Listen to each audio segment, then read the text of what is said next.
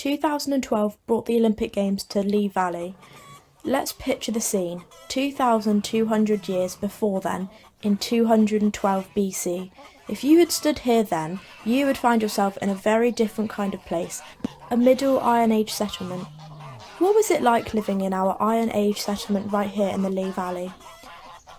Archaeologists tell us about a time when land was subdivided and enclosed for early farming, when small groups settled and made homes in round houses, clustered within fortifications to keep livestock close. A tribe of 100 or so people living in a cluster would collaborate to tend crops and livestock, to cook food and to carry out tasks such as basket making, spinning, dyeing, pottery, weaving and grinding grain. You can see a roundhouse here, the centre of domestic life. One side of the roundhouse would be dedicated to sleeping, while elsewhere there were areas for drying and smoking food for preservation, and for tasks like loom weaving.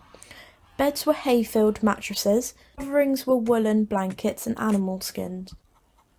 The fire in the centre burned all day, providing warmth, light and heat for cooking.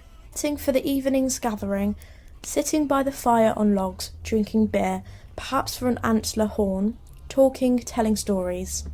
We imagine songs and dancing. There is even remains suggesting children used to play board games. Evidence suggests an increasing interest in personal appearance.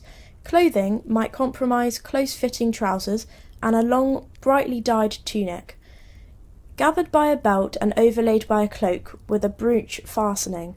Men in 1012 BC sported long hair, beards and moustaches. 3,000 years before the same fashion would reappear in the hipster bars of East London.